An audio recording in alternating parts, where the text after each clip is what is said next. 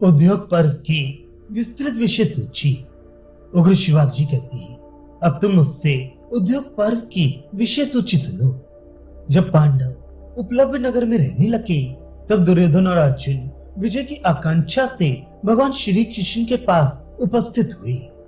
दोनों ही भगवान श्री कृष्ण से प्रार्थना करने लगे कि आप इस युद्ध में हमारी सहायता कीजिए। इस पर महामना श्री कृष्ण ने कहा, दुर्योधन और अर्जुन, तुम दोनों ही श्रेष्ठ पुरुष हो। मैं स्वयं युद्ध न करके एक का मंत्री बन जाऊंगा और दूसरे को एक अक्षौणी सेना दे दूंगा। अब तुम्हें दोनों निश्चय करो कि किसे क्या दूं। अपने स्वार्थ के संबंध में अनजान एवं खोटी बुद्धि वाले दुर्योधन ने एक अक्षौणी सेना मांग ली और अर्जुन ने यह मांग की कि श्री कृष्ण युद्ध भले ही ना करे, परंतु मेरे मंत्री बन जाएं। मद्र देश के अधिपति राजा शल्य पांडवों की ओर से युद्ध करने आ रही थी, परंतु दुर्योधन ने मार्ग में ही उपहारों से धोखे में डालकर उन्हें प्रसन्न कर लिया और उन वरदायक नरेश से यह वर मांगा कि मेरी सहायता कीजिए। शल्य ने दुर्योधन से सहायता की प्रतिज्ञा कर ली। इसके बाद वे पांडवों के पास गए और बड़ी शांति के साथ सबको समझा बुझाकर सब बात कह दी। राजा ने इसी प्रसंग में इंद्र की विजय की कथा भी सुनाई। पांडवों ने अपने पुरोहित को कौरवों के पास भेजा। धृतराष्ट्र ने पांडवों के पुरोहित के इंद्र विजय विषयक वचन को सादर श्रवण करते हुए उनके आगमन के औचित्य को स्वीकार किया। तत्पश्चात परम प्रतापी महाराज धृतराष्ट्र ने भी शांति की इच्छा से दूत के रूप में संजय को पांडवों के पास भेजा। जब धृतराष्ट्र ने सुना कि पांडवों ने श्री कृष्ण को अपना नेता चुन लिया है और वे उन्हें आगे करके युद्ध के लिए प्रस्थान कर रहे हैं, तब चिंता के कारण उनकी नींद भाग गई। वे रात भर जगे रहे। उस समय महात्मा विदुर ने मनीषी राजा धृतराष्ट्र को विविध प्रकार से अत्यंत आश्चर्यजनक नीति का उपदेश किया है। वही विदुर नीति के नाम से प्रसिद्ध है।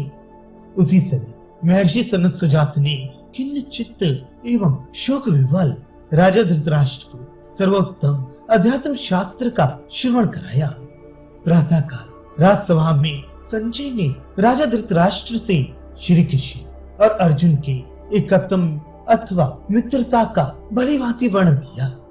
इसी प्रसंग में यह कथा भी है कि परम दयालु सर्वज्ञ भगवान श्री कृष्ण दया भाव से युक्त हो शांति स्थापन के लिए संधि कराने के उद्देश्य से स्वयं हस्तिनापुर नामक नगर में पधारे।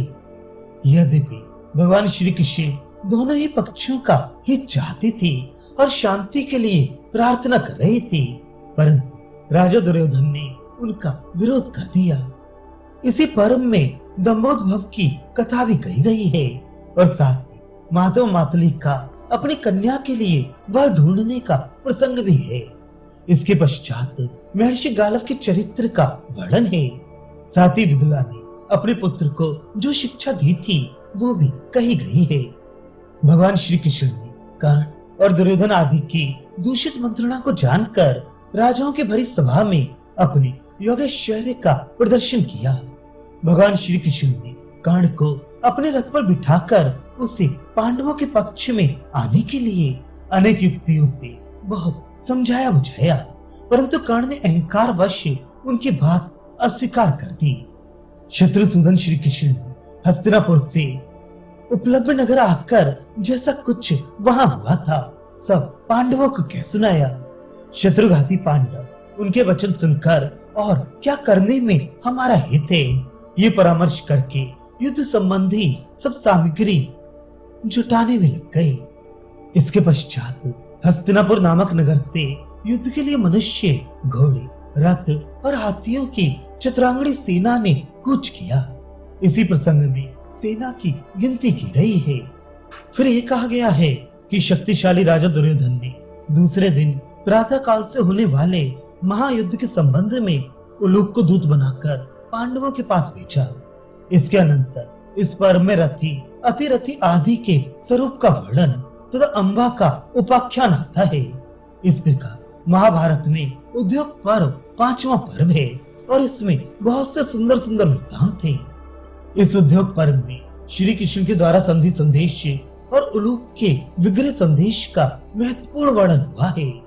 तपोधन महर्षि, विशाल बुद्धि महर्षि व्यास ने इस पर्व में 186 अध्याय रखे हैं और श्लोकों की संख्या 6698 बताई है।